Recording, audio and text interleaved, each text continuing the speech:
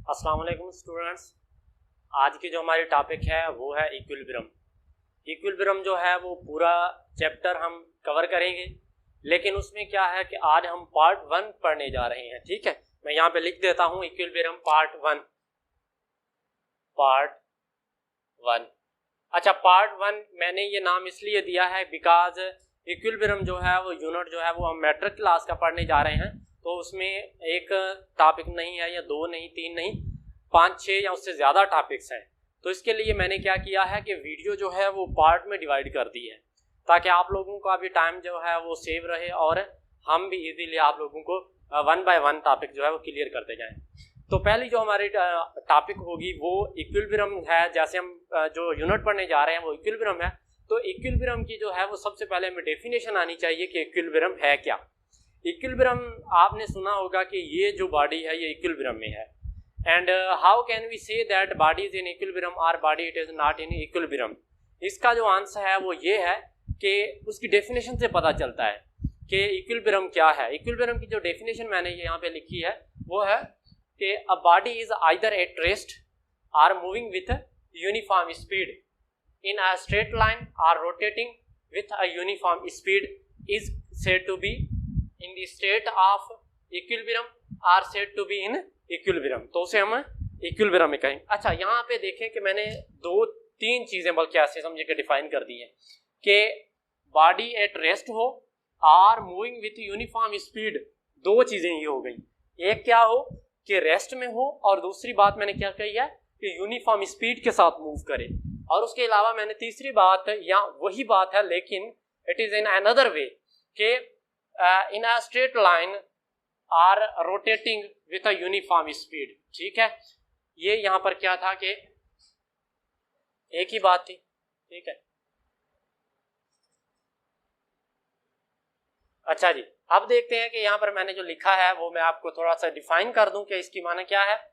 मैंने यहाँ पर जो 3 चीजें बताई हैं वो कौन कौन सी हैं। पहले मैंने ये कहा है कि बॉडी रेस्ट में हो तो तभी हम उसे क्या कहेंगे कि इक्विलिब्रियम में है, या वो मूव कर रही हो यूनिफॉर्म स्पीड के साथ in a straight line or rotating with a uniform speed, या वो क्या करे। आप इससे 2 बातें पता चलती है, एक तो वो क्या हो रेस्ट में हो, बॉडी रेस्ट में हो, और दूसरी बात क्या मैंने यहाँ पे की है, दूसरी बात मैंने ये कही है यहाँ पर। नंबर 1 है रेस्ट में हो, नंबर 2 क्या है कि मूव कर रही हो with uniform speed in a straight line or rotate with a uniform speed, यानी वो रोटेट कर रही हो। रोटेट करने से मुराद ये देखें, ये मार्कर अब क्या क्या है कि रोटेट कर रहा है, इस तरीके से वो रोटेट कर रही हो यूनिफॉर्म स्पीड के साथ। अगर उसकी स्पीड यूनिफॉर्म नहीं है, उसकी वेलोसिटी चेंज हो रही है, ठीक है, या उसकी स्पीड अगर चेंज होती है तो वो फिर हम कहेंगे कि इक्विलिब्रियम में नहीं है। So this is the definition of equilibrium. Now when we study equilibrium, जब हम इक्विलिब्रियम पढ़ते हैं तो उसके बाद कुछ टर्म्स हैं, कुछ डेफिनेशंस हैं which are related with equilibrium. जब हम इक्विलिब्रियम पढ़ेंगे तो इक्विलिब्रियम के साथ साथ हमें क्या है ये पैरेलल फोर्सेस, पैरेलल फोर्सेस में लाइक पैरेलल फोर्सेस किसे कहते हैं, अनलाइक पैरेलल फोर्सेस किसे कहते हैं, और resultant of parallel like forces और resultant of unlike parallel forces ये कैसे हम मालूम करें। तो सबसे पहले आप देखिए कि मैंने यहाँ पे पैरेलल फोर्सेस की डेफिनेशन लिखी है। पैरेलल फोर्सेस की डेफिनेशन क्या है, when a number of forces act on a body and if their direction are parallel are called parallel forces, यानी when a number of forces act on a body. ठीक है, जब भी कोई भी फोर्स किसी बॉडी पे एक्ट कर रहे हो और उनका डायरेक्शन क्या हो, पैरेलल हो, तो उन्हें हम कौन सा कहते हैं, उन्हें हम पैरेलल फोर्सेस कहते हैं। अब पैरेलल फोर्सेस ये देखें, यहाँ पर थोड़ा सा मैं आपको ड्रा करके बताता हूँ कि आमतौर पर क्या होता है कि ट्रेन की जो लाइन है वो इस तरीके से होती है, इस तरह से, ठीक है, इस तरह से बनी होती है। तो इसे हम कौन सी लाइंस कहेंगे, हम पैरेलल लाइंस कहेंगे। ठीक है, ये पैरेलल लाइंस हैं दोनों। These 2 lines have same direction and equal distance between these 2 lines. इन दोनों के दरमियान जो क्या है मुफासला है, डिस्टेंस है, वो एक जितना है और इनका डायरेक्शन क्या है, सेम है। तो these are the called parallel forces. ठीक है, पैरेलल लाइंस इन्हें कहेंगे, और पैरेलल फोर्सेस क्या हम कहेंगे, ऐसे फोर्सेस जो किसी बॉडी पे एक्ट कर रहे हो और उनका डायरेक्शन क्या हो, पैरेलल हो, तो उसे हम पैरेलल फोर्सेस कहते हैं। ठीक है, पैरेलल फोर्सेस की मिसाल मैंने यहाँ पे लिख दी है कि दो फोर्सेस, आप फॉर एग्जांपल आप इस डायरेक्शन में दो फोर्स लगा रहे हैं, इस तरीके से लगा रहे हैं आप, ठीक है, और उनका डायरेक्शन क्या है, सेम है, तो आप क्या कहेंगे कि ये कौन से पैरेलल फोर्सेस हैं। अब पैरेलल फोर्सेस जब हम पढ़ेंगे तो पैरेलल फोर्सेस में लाइक पैरेलल फोर्सेस और अनलाइक पैरेलल फोर्सेस होते हैं। लाइक एंड वर्ड अनलाइक से आपको पता चलेगा, लाइक यानी ऐसे जो एक जैसे हों और अनलाइक ऐसे जो एक जैसे ना हो। तो यहाँ पर लाइक पैरेलल फोर्सेस की डेफिनेशन जो मैंने लिखी है वो ये है, if two parallel forces have the same directions are called like parallel forces. दो फोर्सेस आपस में पैरेलल हों और उनका डायरेक्शन क्या हो, सेम हो, तो उन्हें हम लाइक पैरेलल फोर्सेस कहते हैं। जी इसका मिसाल ये है, दो फोर्स हैं, let get suppose this is a F1 force and this is F2 force. Now these two forces have same direction, तो इन्हें हम क्या कहेंगे कि लाइक पैरेलल फोर्सेस हैं, ठीक है। लाइक पैरेलल फोर्सेस इन्हें कहते हैं जिनका डायरेक्शन क्या हो, सेम हो।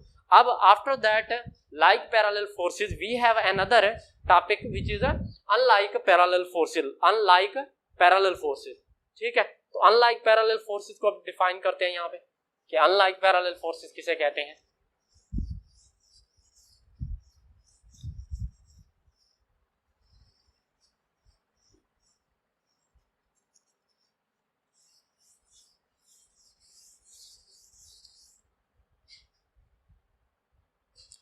ये यहाँ पे मैं लिख देता हूं कि unlike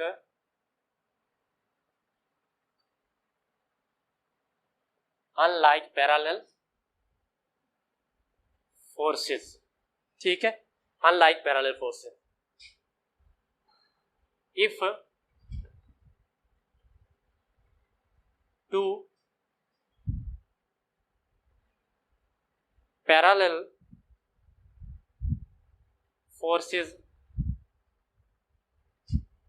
have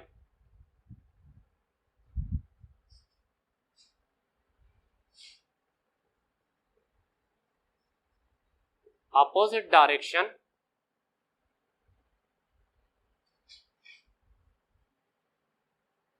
they are called unlike parallel forces।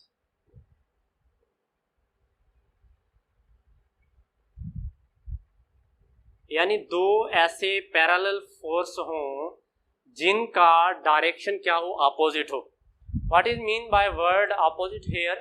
Opposite means के एक का डायरेक्शन अगर इस तरफ में है, इस डायरेक्शन में है, तो then the second force have opposite direction, यानी दोनों एक दूसरे के अपोजिट में हो, तो इन्हें हम कौन से फोर्स कहेंगे? इन्हें हम अनलाइक पैरेलल फोर्सेस कहेंगे।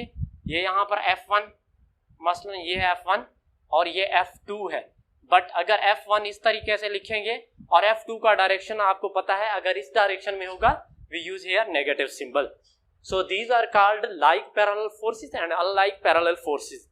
नाउ अब हम जानेंगे कि जो लाइक पैरेलल फोर्सेस हैं उनका रिजल्टिंग फोर्स कैसे मालूम करें और अनलाइक पैरेलल फोर्सेस का रिजल्टिंग हम कैसे मालूम करें, जो रिजल्टिंग फोर्स होगा। तो उसके लिए ये यहाँ पर मैं आपको बता देता हूँ कि आप लोगों ने resulting of parallel like forces and unlike parallel forces वो किस तरीके से आपने मालूम करना है।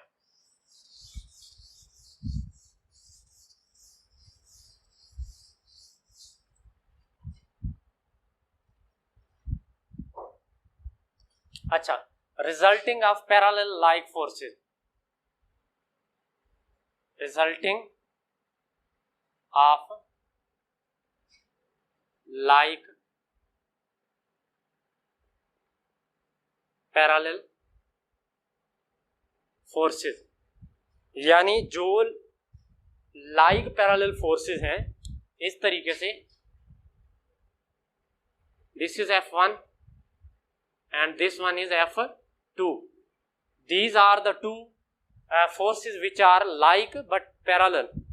ये क्या है? लाइक पैरेलल फोर्सेस हैं, तो इनका आप डायरेक्शन जो रिजल्टेंट जो है वो आप कैसे मालूम करेंगे? रिजल्टेंट फोर्स या resulting of parallel like forces का आप कैसे मालूम करेंगे? तो उसका तरीकाकार ये है कि R is equal to F1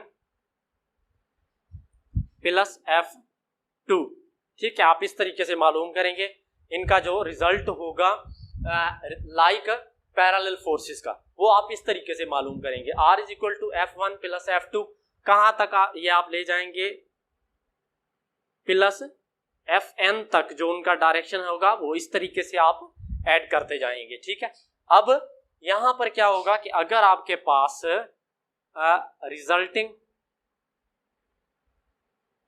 of unlike parallel forces, resulting of unlike parallel forces जो होंगे, अगर दो फोर्स हैं या दो से ज्यादा हैं, अनलाइक है, ये यहां पर मैंने लिखा है जैसे ये ड्रा किया है मैंने दो फोर्सेस, तो R इज इक्वल टू हो जाएगा यहाँ पे, अगर आप इसके ऊपर एरो दे दें तो ठीक है, बिकॉज फोर्स किसी डायरेक्शन में अप्लाई होता है, तो F1 माइनस F2,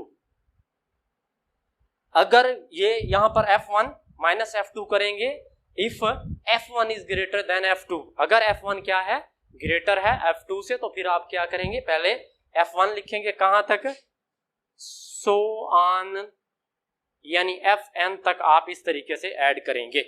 ठीक है, तो यहां पर क्या होगा कि अगर आप F2 क्या है ग्रेटर है, F2 इज ग्रेटर, देन आप इस तरीके से उनको ऐड करेंगे।